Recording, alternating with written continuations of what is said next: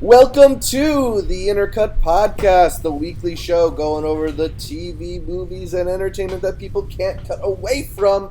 I am your co-host, Zachary Shevich, and joining me, he loves Mexico. He's been there twice. It's Arturo Zurita.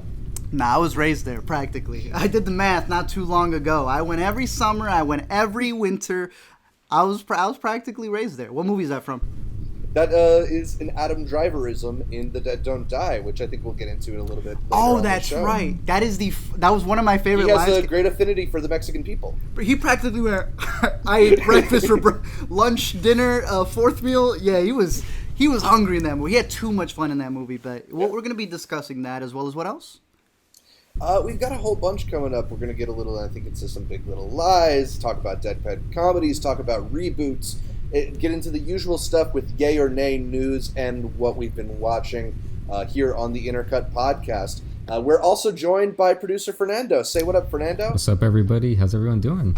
Hey, as well as the live chat. If you're watching on the live chat on Let Me Explain channel, shout out Dizzle D with the 99 cents there. Really appreciate you. Those stand out. But whenever there's something cool there, Fernando's checking out. If one of you guys has something interesting to say, definitely give a shout out. Usually 75% is AirPods. Have you seen this? Or give me shout out. Mm-hmm. So Fernando's just waiting. I'm looking for the good questions, guys. He's looking for the good ones. Yeah. As well as screenshotting every time someone says Fernando's hot. Yes. Yeah. But I'm excited to join you guys. I think we always start off with a little segment called What We're Watching. We'll get into that in a second. Just want to remind everybody that if you're not subscribed, make sure you are subscribed to the Intercut podcast, either the video podcast on youtube.com/intercutpod or the audio podcast available on most podcatchers. We're working on Spotify. Also, follow Intercut on social media, whether it's Facebook, Twitter, or Instagram. We are at IntercutPod. That's at IntercutPod. That's short for podcast. Art, you alluded to it. Let's get right into it. What have you been watching? Not much, really. I've been rewatching. I guess that's what it is. That's watching too, right? Yeah. Fernando had told me about the When They See Us documentary. He texted me, he's like, "Yo, have you seen this?" I'm like, "I have not." Mm-hmm. There is a Netflix special starring Oprah where she spends the first half talking to the cast and crew, and then the second half actually talking to the gentleman who it's based off of.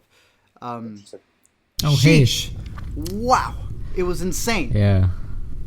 You're just crying the entire time. If the show didn't make you cry, hearing the actual testimonials while seeing the cast drenched in tears will make you cry. So I guess I'll have that as my what I've been watching for the week. I've been rewatching Friends from College because I just got my brother into it. So mad there's no season 3. This is the show that most of you have seen on Netflix in past. Give it a try. Just will say give it a try. That's what I've been watching.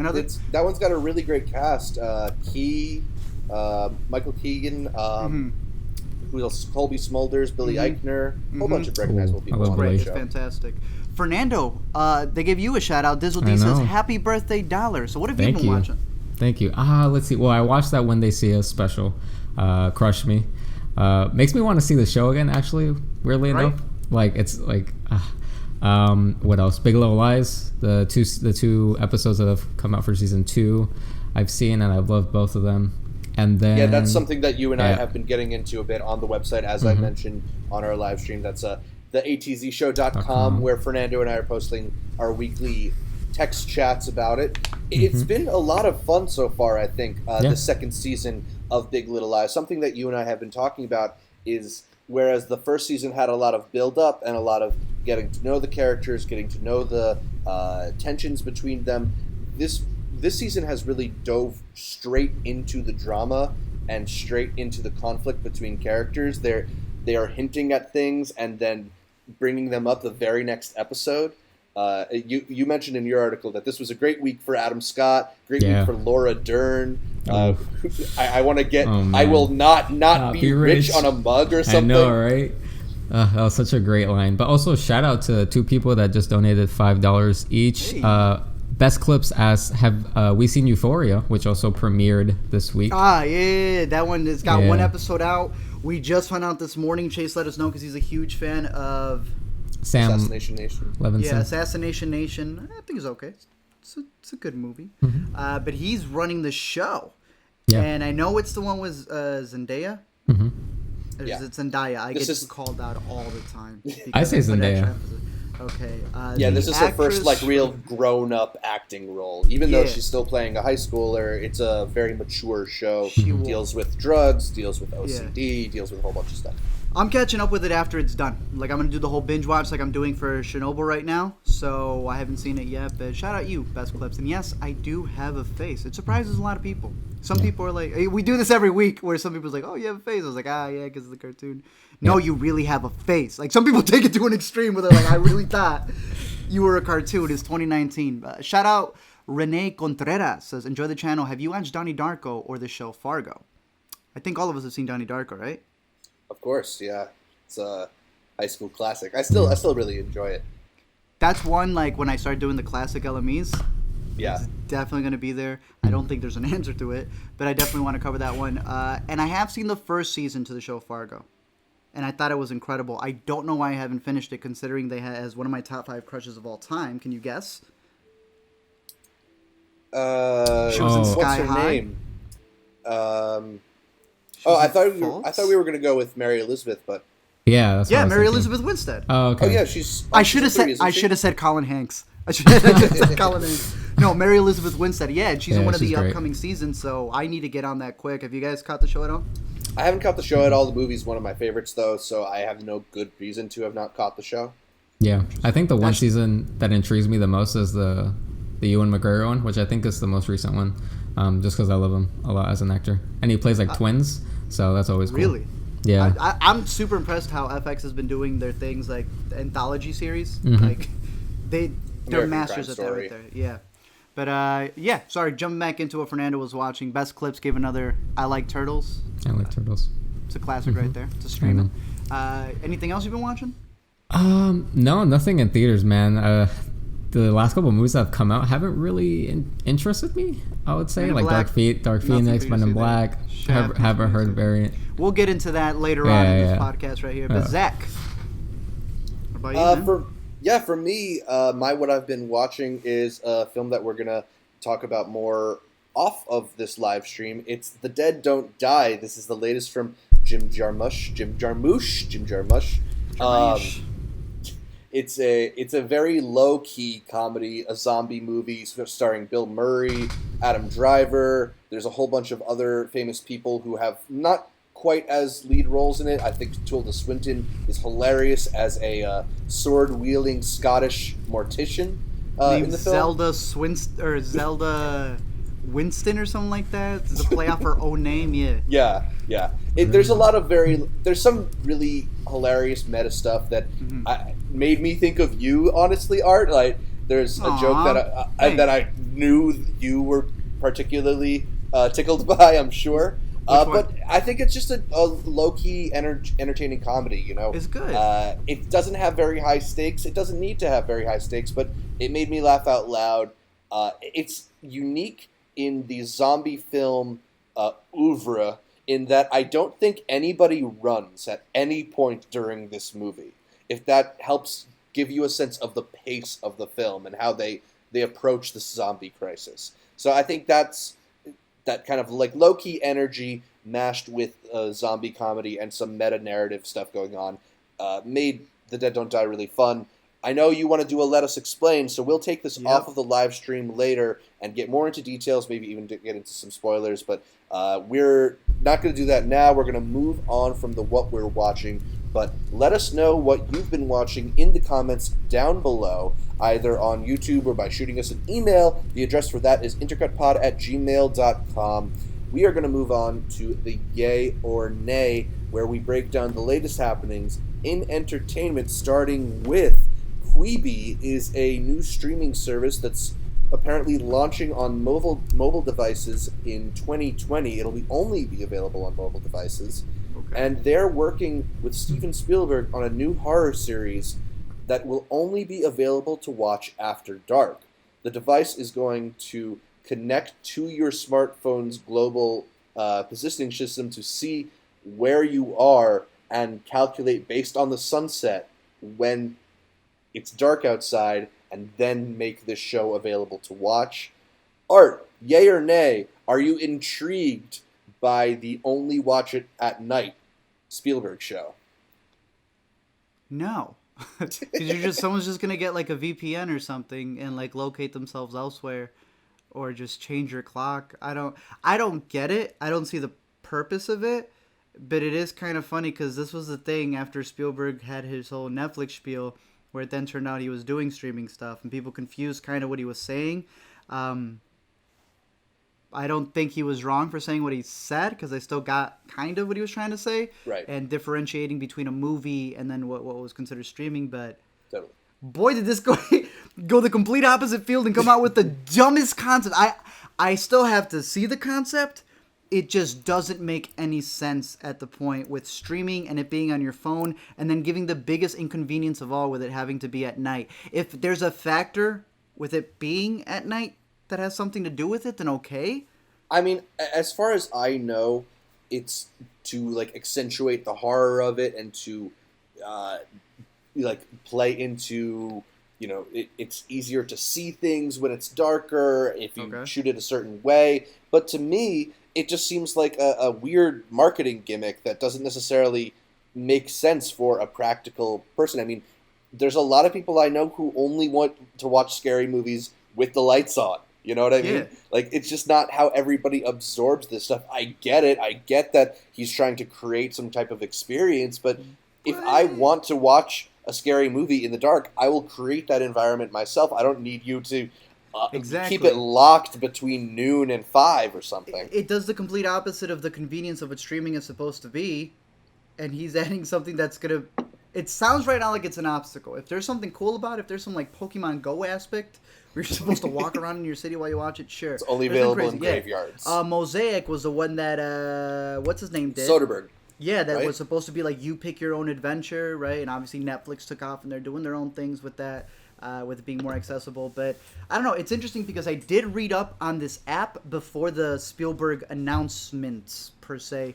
And there is millions upon millions of dollars going into this because isn't it also an app that isn't long episodes? Yeah, it's all short-form content. It's geared towards being watched on your smartphone. We're talking like 2 to 3 minutes. I know there is a series that got greenlit where they even said the whole thing amounts to like half an hour. Yeah. And the whole point, I guess, is that they want you to, like when you're watching Netflix on the train and your train is really 5 minutes, but the show is half an hour. If only there was something that was 5 minutes that I can watch almost in bite-sized pieces. That's intriguing to me, especially when it comes to like YouTube creators, YouTube animators more than anything. Because if there's an actual platform that will do that, that'd be great. Yesterday, Alina and I had watched, and someone asked, appreciate that. She's doing great. Alina and I had asked, was watching something on Comedy Central. There's a comedian named Arturo, so I don't know his last name. He's the guy from Broad City.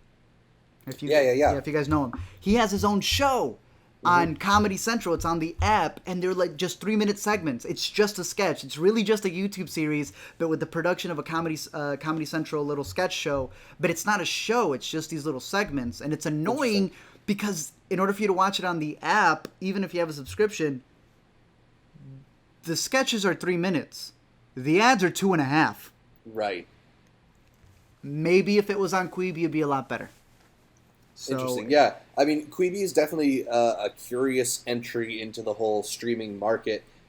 You know, we have a lot of these companies coming up with these new over-the-top services, but this is one that definitely seems to be trying to go about it a different way. Mm-hmm. I don't know if Quibi is necessarily going to be the thing that catches on or maybe inspires the thing that catches on. The Vine of Netflix. I don't know. We'll see. Who knows?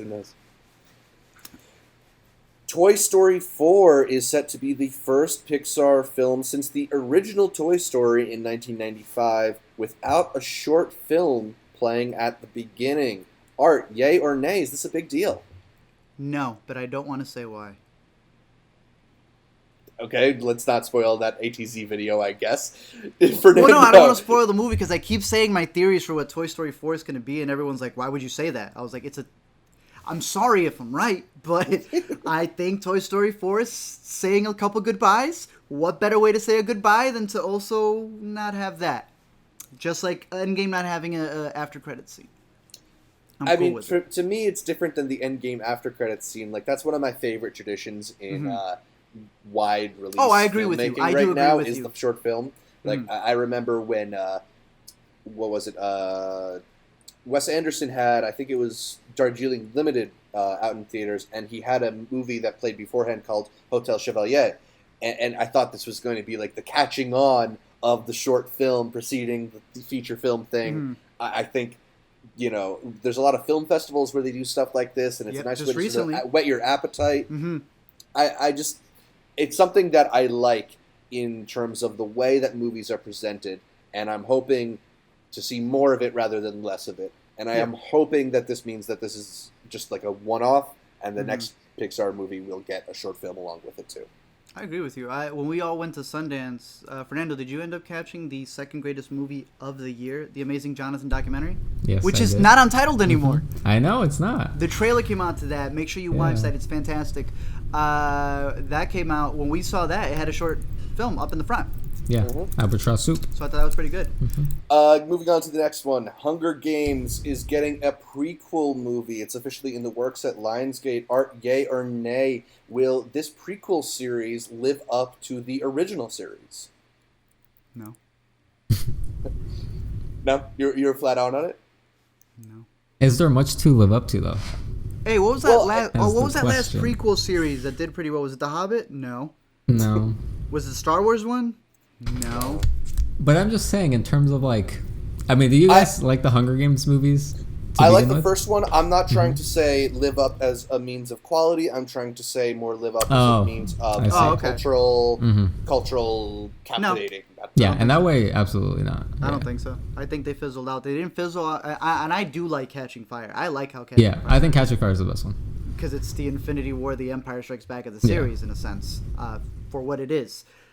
The last two fizzled out. Not as much as what ended up Shailene Woodley's. Yeah, which literally fizzled out. Literally fizzled out. Divergent series. Yeah, they said it's like, we're going to make it a TV movie, or we're not going to do it at all. And Shailene said, we ain't going to do it at all. She's like, I am not doing a straight-to-TV thing. Go straight to HBO instead, though. I don't know. I think it's definitely going to have a splash. Yeah. But is it going to be as big as it was back in the day? Maybe. I don't know. You would think the Fantastic Beasts movies had that, and they don't.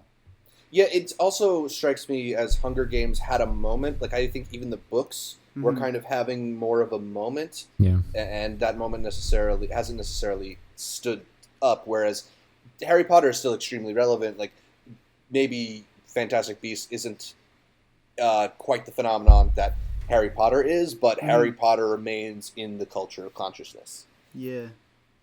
We'll see. And finally, there were rumors that Leonardo DiCaprio had turned down Paul Thomas Anderson and Iñárritu in order to star in Guillermo del Toro's next film, titled Nightmare Alley. Unfortunately, DiCaprio has since backed out of that project, only to be replaced by Bradley Cooper. Art, yay or nay? Bradley Cooper makes a decent replacement for Leonardo DiCaprio. Now, Bradley Cooper got too much things in his mind right now. I don't know. Yeah, he's got some other things to deal with right now, so I'm going to say no. Because today when I was doing some research, the first person that came to mind for a specific line that I had, which was like, who is a really good method actor? Leo came to mind. Not Bradley. No offense to Bradley. No offense to Bradley. I will say, though, he is coming off of maybe my favorite male performance in a film last year. I preferred him to Rami Malek, his performance in A Star Is Born. Oh, yeah. I mean, yeah. But do you think he's better than Leo? Yeah. If we're talking on like a film-to-film basis, probably not. But film-to-film basis, let's talk about like, who do you want to meet? Who do you want to eat? Like, everything. It's Leo. I don't know if I want to meet Leo. Probably not, actually, you're right. He's just going to be like, do you want to donate water to the... Leo, we just did. Like, we're in Africa right now. That's all. That's really, every time I've heard Leo talk outside of an interview, it's about that. Yeah. So it's like, he's a good person. Well, he doesn't do a lot of press other than his charity. Yeah, pretty much. So, yeah, that's it for Yay or Nay. I wanted to get into a little bit of a live stream Q&A segment. So if you are listening to us live, make sure to throw us some questions down below. Fernando is going to sort through them and pick out the best ones, and we'll do a few and then get into our topic of the week. Yeah, so there is a couple more super chats. We had Juan Sanchez ask about the Hear Me Out channel because he wants to hear about your thoughts on Igor. I do like Igor. For those of you who don't know, the Hear Me Out channel is resuscitating at the moment, but it is the music version of Let Me Explain. There's a Game of Thrones mixtape that's out. I do want to cover that. And I do want to cover Igor. I actually, instead of Igor, I want to cover Flower Boy. Because I disrespected Flower Boy and didn't give it the listen until literally a year after it was released. And I could not stop playing it. It was one of those. Igor's good. I don't know if I'm going to have the same effect or it's going to take me a year to really get into it. But as of right now, I do prefer Flower Boy over Igor. But both are still great albums. This man has revolutionized his sound. Because I used to hate Tyler, the Creator. I thought he was so annoying. Still kind of is, but that's still his little shtick. But the man is creative. And DJ Khaled's jealous that he got the number one spot, not him. So yeah. Yep. And then we had Best Clips donate again. Shout out to you, man. He said, I like your content. Can we get more personal recommended movies and shows outside of the podcast? Yep. The must watch. I know he said right there, he's like, I'm using a lot of movies. I need money for his next one. Hey, Best Clips, don't worry about it. I feel bad when people over donate like that, but I appreciate you. The must watch list, that's the thing I want to bring back because a lot of people watch that specifically as a video with no spoilers. I just gave my recommendations. So I have one for May, and then I have a half year review thing that I'm going to be doing, like a early 2019, first half 2019 must-watch list, as well as what we have on the website, which is a recommendation from all of us, a little article that we have pretty much giving everybody's different top must-watches as well. So in case you start disagreeing with me, maybe you'll agree with Fernando more. Then we have Hugger Derek. He says, your stream has been invaded by a spaceship. And then I don't know what that is at the end. I don't know. Oh, you know what that is. It ain't a spaceship. I can tell you that much right there. So if you guys have any questions, feel free to drop them in the chat. We'll try to answer them. I'll read a quick five right here. I see someone said, do you know BTS? I have personally met BTS, yes. all 7 of the No, I don't know them personally. I am aware of them. I think everyone's aware of BTS at this point. Kind of? No, probably not. Yeah. Okay, so BTS, huge band. I actually do like their music. My girlfriend and her sister, they went to go see them in concert when they were at Soldier Field, and they loved it. Lena said, greatest choreography of all time. She shed pounds watching them on stage. Said it was that crazy. They did it in the rain and everything. So that was pretty fantastic. Are you gonna watch any anime? Is one that I do get a lot, and my answer is always yes. I don't know when though. Let's see. Expectations on you Spooderman movie. This one and then 2 more. See if you find another really good one. 2 other good ones, Fernando. All right. As I break this down, what the hell has become of this fan base, guys? I log on Twitter and I see a whole thread discussing dirt on Spider-Man's leg in the new trailer. What has become of us? With great power comes great responsibilities, and y'all complaining about dirt. We had a question asked last week about the toxicity in fandoms. In fandoms, I never knew Spider-Man was one to worry about. Yeah, man. Star Wars imploded on itself. Marvel has a tiny one where people are complaining about Endgame. It's a little weird. Yeah. Let's see what else we got. Let's see. Renee, Rudy, just donated. Shout out. Appreciate that. How many times have you watched Searching? I've seen a total of 6 or 7 times. But I still got the Blu-ray. Got to pop that bad boy in for when we do another one. Let's see, last one. When will we be getting more LMEs? You promised 2 on Friday. I don't think you promised 2 on Friday, considering I was away on Friday. But yeah, I got some that I'm working on a lot. Actually, the next video is going to be a pretty much breakdown of everything that we're working on, so that'll be cool. Last one, and then we're going to jump into topic of the week, best clips again. Thanks for all of this. I'm going to come back, Black Clover. Appreciate that, best clips. Oh, then Hugger Derek says, for real, though, I like your content. You enjoyed Brightburn as much as I did. What's your favorite superhero movie? I love you, Dad. Well, that was yesterday. Yeah. I was very disappointed I didn't get a Father's Day thing from you. But my favorite superhero movie is...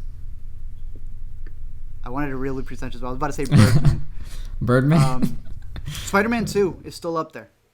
Wow. I know we just did a post. We actually have an Intercut thing on best superhero movies. We did a whole little like bracket thing. Definitely go check that out. Shout out to Iman. He was there fighting for Black Panther. Did it win the top spot? Only one way to find out. Check that video out. Spider-Man 2 won. Anyways, topic of the week.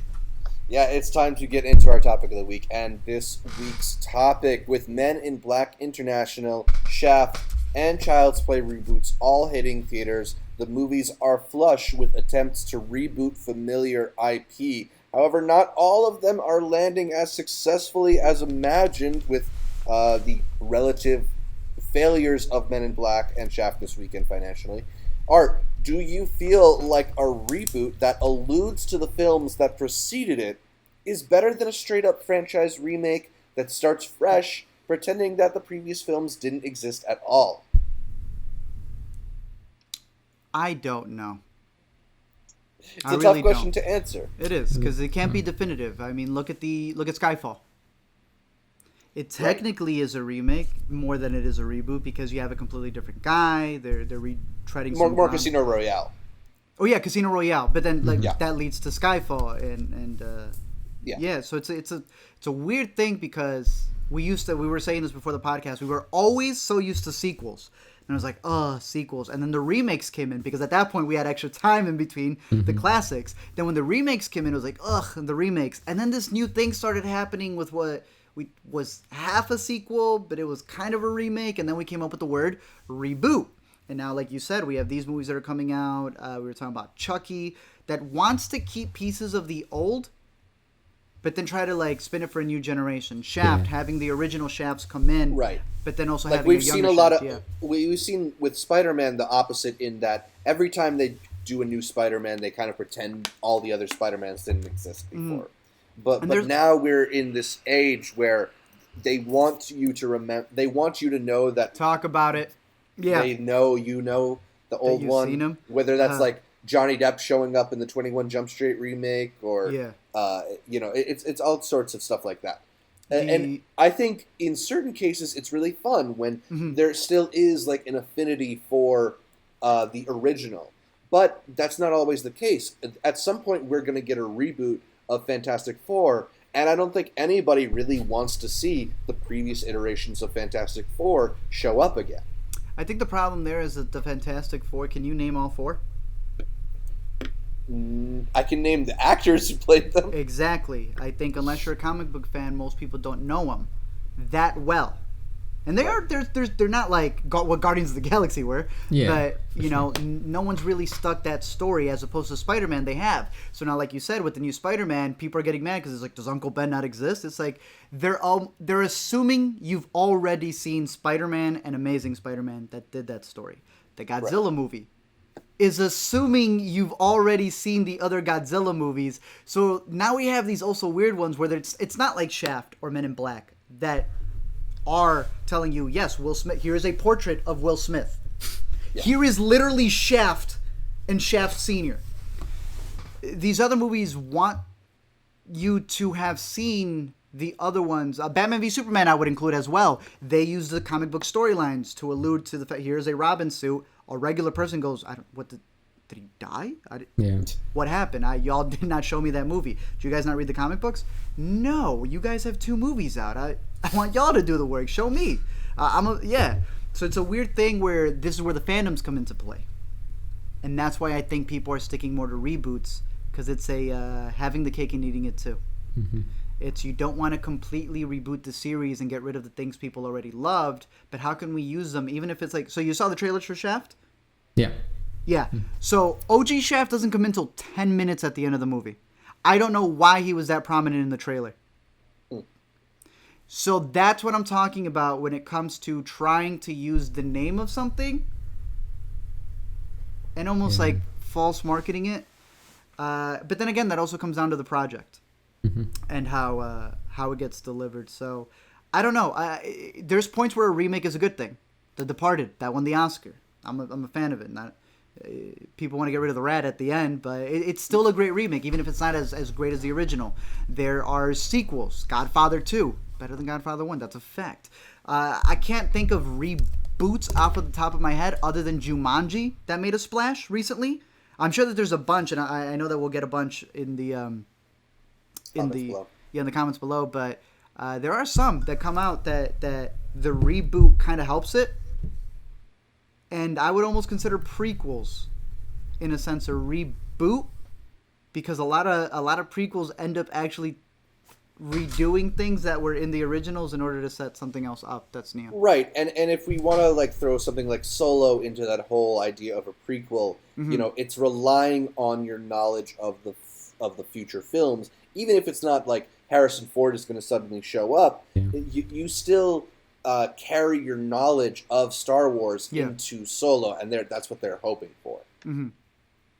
So it's this interesting thing in that there are more and more movies that I think kind of expect a level of cultural knowledge from their audience already built in. That whole idea of the new Spider-Man movies not really explaining the spider bite, not really explaining that Uncle Ben died, because you know that already. You've seen it before. I think is a curious thing, and it kind of makes a lot of our content like this postmodern thing, in that it's content based on content rather than new content, and that doesn't necessarily mean like Hollywood's out of ideas. What you get is stuff like, as much as I didn't like this movie, Ready Player One, which is so birthed out of like a nostalgia, a cultural knowledge built into it already, rather than necessarily getting like a fresh, completely brand new idea. Yeah. Now, we're not anti, at least I speak for myself, anti-sequel, anti-reboot, anti-remake, all the as other long as antis. it's a good film or good idea. Yeah, a sequel is still an original idea. The problem is that many times you get the Hangover 2 treatment, and it's really just redoing what was already there. That's the issues with it, and the problem with that is the same thing I get with explain videos. A lot of people watch explain videos out there that are just repeating, and they assume that ours are equally the exact same thing. So a lot of people just automatically assume that sequels, remakes, and reboots are unoriginal, because 75% of them are. And you read about all the problems that they had in the backdrop of it, but they can still be an original project. We talk about every time we promote sequels, the Before series. Those are original things that benefit with its sequels, mainly because you've gotten to know the cast. It's the same way you watch a TV series, and that's why by the time you get to season 3, that's where like the really great seasons start coming in. I think a lot of people would say Breaking Bad gets incredible by season 3. One of my favorite seasons from Lost is season 3, because by the Game of Thrones season 3, because by that point you've built something and are able to deliver emotions with characters that you can't on the first try, because you're just getting to know them. So right, yeah. And that's what's exciting sometimes about these reboots, but that's not always the case too. I think for me, there are films that I'm seeing, and I think Shaft and Child's Play are both good examples of this, where maybe they're leaning on the idea that you have some fondness for the original film, and you just don't. And are we going to get into a world where these movies are just kind of narrowing and making their audience more narrow and narrow and narrow to like, this is for fans of the previous film who also want to see a new version of it only? Yeah, it's a weird thing. I don't know.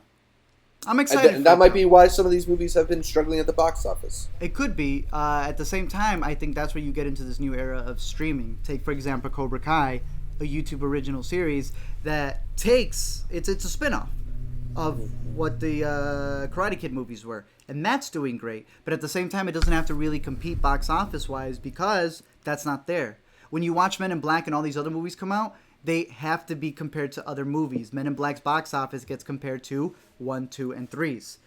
Infinity Wars getting compared, like even when they do well, they still get compared. Kind of takes us back to the Booksmart discussion, where even when you pit a genre against each other, sometimes it's unrealistic expectations.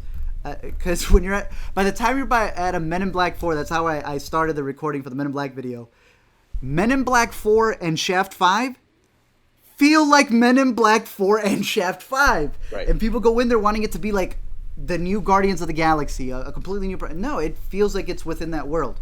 If it feels tiring, it's because you shouldn't, Raging Bull, the third time that you're on it, it's going to feel the same way as when you rode it the other times. At a certain point, it's still the same old rodeo.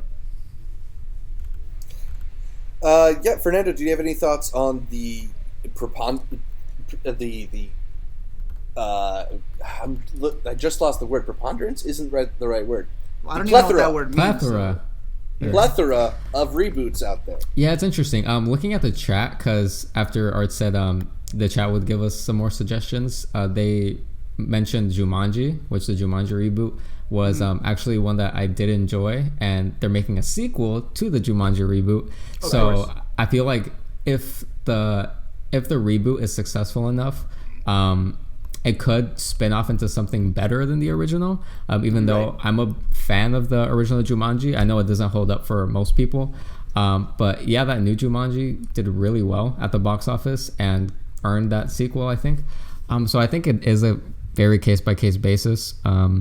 And yeah, I mean, this year's box office, other than obviously Endgame, has been pretty rough for a lot of the blockbuster movies. Men in Black is tanking, Dark Phoenix is tanking. So Toy Story. I don't know. Yeah, I don't know. What is this going to Spider-Man? Maybe Parasite. Annabelle. We'll see. So yeah, we'll see. All right, so those are our thoughts on the state of reboots. Let us know if there's anything else you'd like us to hit on future topics of the week. Be an inner cutie and leave us a question or send it to us at intercutpod@gmail.com. We are going to get to our picks for the week in just a moment, but Fernando, any other questions coming at us from the live stream? Let's see. There's a couple more super chats. We had Best Clips say off topic, but he's going to be the highest donator for today's stream. So thank you, man. Shout out to you.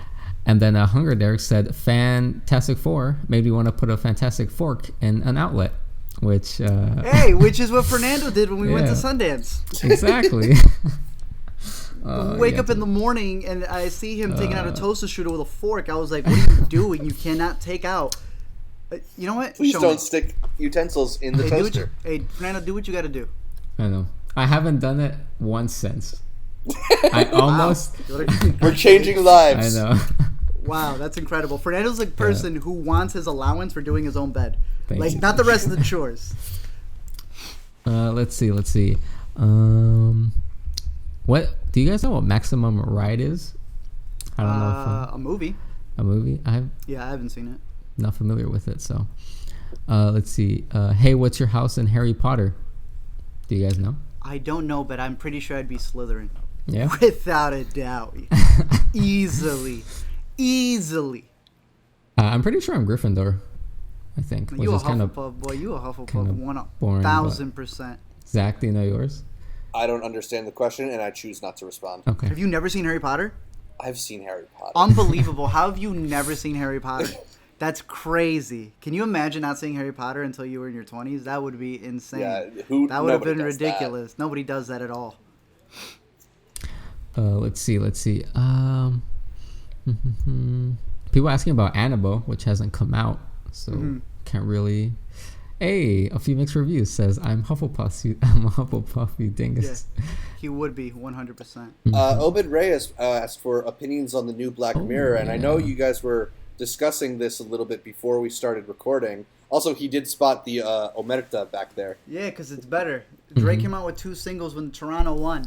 This is the better single. I don't care what anybody else says. The other one is Pigeon Food. This is better. This is like Diplomatic Immunity, which was better than God's Plan. Not like mainstream-wise, but I'm talking lyric-wise. Listen to Omerta. It's great.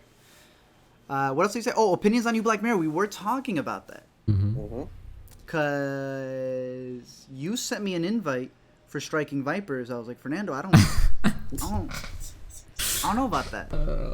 Take it easy, buddy. Yeah, I asked you. I don't have my copy yet. I was like, you can join as long as I get to be the polar bear. Yeah, I bet. He sent me a poke on Facebook. I was like, hey, now you're making this weird, bro. Don't write in my wall on Facebook. Don't write on Facebook at all.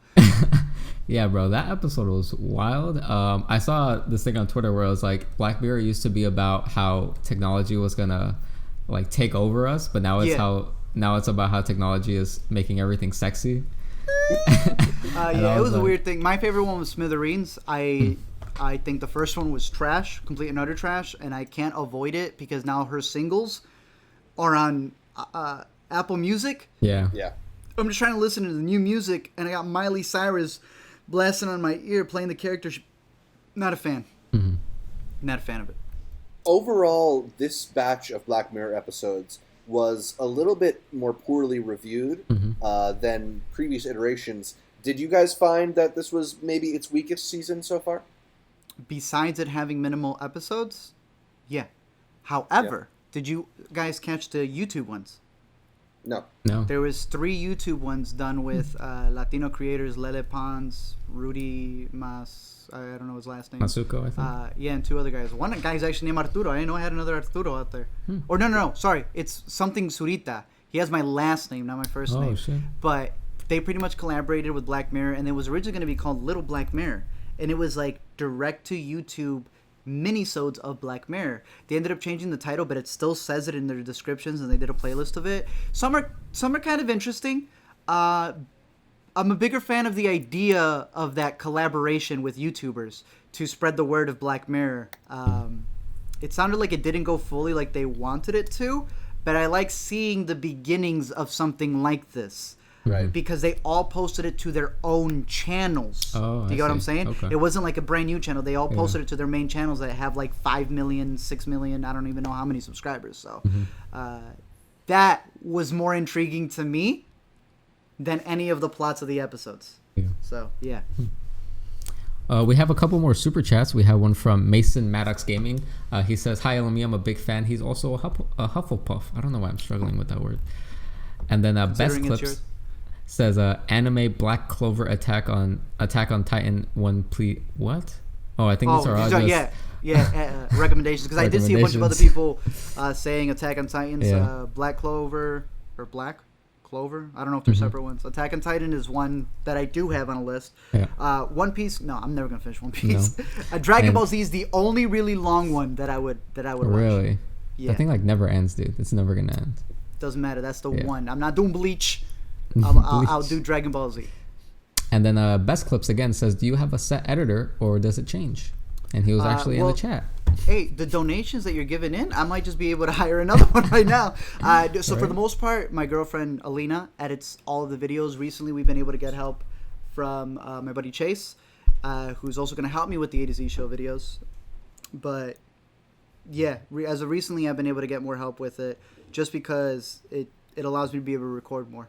So anytime you see it, whenever it's a Chase video, it'll say Chase, and then whenever it's my girlfriend's, it's... I'm not sure. He might be answering with the question he asked, but he might be asking about your set, as in your background, which is unfamiliar for people who've seen these live streams before. Oh, yeah, because I got a place.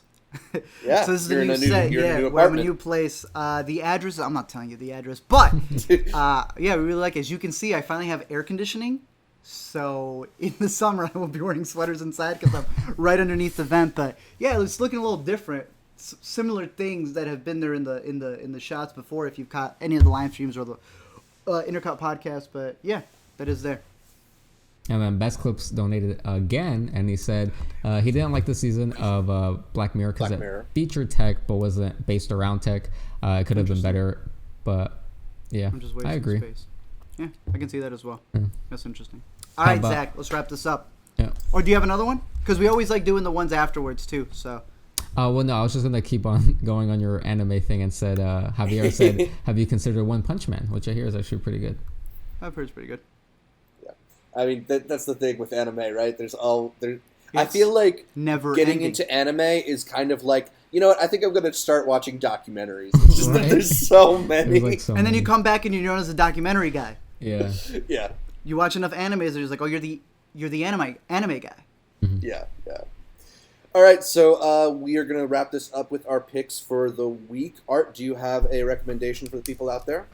Besides When They See Us, Toy Story. Rewatch the 3 Toy Story originals. I can't vouch for Toy Story 4. It seems to be doing pretty well. But I just bought a 4K player, so I got my first set of 4K movies, and it was the newly released steelbooks for Toy Stories 1, 2, and 3. So I am excited. I'm watching the first one tonight, and I'm watching one every night leading up to Toy Story 4, so I'm really excited for those. That would be my recommendation for the week. Very cool. I'm going to go with Big Little Lies. We talked about it a little bit at the top of the show, but this season has been really, really satisfying. Laura Dern is just on one, as is Meryl Streep. Like, they are going to go tooth and nail fighting each other for that supporting actress Emmy this year, I think. It's the show has, talking about what we were talking about a little bit before, how sometimes shows sort of figure out what they want to do.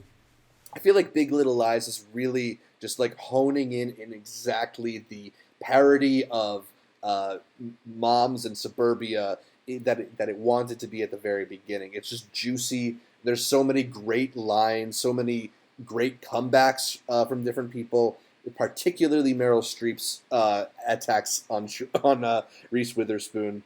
I've been a big fan of Big Little Lies this season, so hopefully you can catch up with it and, you know, watch it before too many episodes amass and you get spoiled on something. I feel like there's going to be some big moments happening on that show soon. Fernando, did you have a pick for the week? Yeah, I think I'm going to recommend The Last Black Man in San Francisco. I know it's in nice. Yeah, I know it's in limited right now, so if you live in like New York, LA, San Francisco, I think it's in a couple places in Texas, and it's expanding every week, and it's a movie that I want to see so badly again. I saw it at Sundance, and I'm waiting for it to come near me, and yeah, it's my favorite movie this year, so if you have a chance to see it, I definitely recommend checking out The Last Black Man in San Francisco. And Fernando will have a piece getting published soon on the atzshow.com, so make sure you stay tuned to our website. Catch the latest from Fernando, catch the latest from me, catch the latest from Art. We're posting everything that's under the ATZ umbrella on that website, so if you're just interested in catching up with us, that's the best place to go. Look for that type of content. But that's just about all for this week's show. Arturo, where can people find more from you? Right here. And on Twitter and on Facebook and on Instagram at the A to Z Show. Fernando, you want to give your Twitter a shout out? Yeah, sure. My Twitter is border_logic, so exactly how that sounds. What? Border Logic? Yeah. Border Logic? Are you Border Logic? Yeah. Fernando's a good guy. Yeah. Fernando's a great guy. Yeah, and just before I pass it over to you, Zach, I do want to shout out the last couple of donations. We have the COP, Jewel of the Andes, again with that 10,000 COP. Oh, we got the COP. We wouldn't survive. Y'all know me. Yeah, that 236. We appreciate it. You down with COP? And then Best Clips once again, right at the end with another $2. So shout out Best Clips, man. I think he gave he gave a lot. He was the best clips today. Yeah, I appreciate that. What about you, Zach? Where can they find you? You can catch more from me, Zach Shevich, by following me on Twitter at ZShevich or by following me on Instagram and Letterboxd. It's also at ZShevich. And I'm also on YouTube at youtube.com/multiplexshow. You can listen to more episodes of the Intercut podcast on iTunes, on SoundCloud, on your favorite podcatcher. I happen to like Overcast. And then make sure you're subscribed not just to the audio podcast, but to the video feed as well on our YouTube channel, youtube.com/intercutpod, where you can catch our bright, smiling faces as we break down the latest in entertainment. Find new episodes of Intercut every week on Thursdays, and please leave us a comment, like the videos, consider heading over to iTunes and leaving us a 5-star review. Like our Facebook, Instagram, and Twitter pages. All of them are at IntercutPod to get updates throughout the week from Art, from me, from Fernando, and from all our wonderful guests here on the Intercut podcast. Thanks again until tuning in, and until next time, I find short people to be untrustworthy. I find it offensive.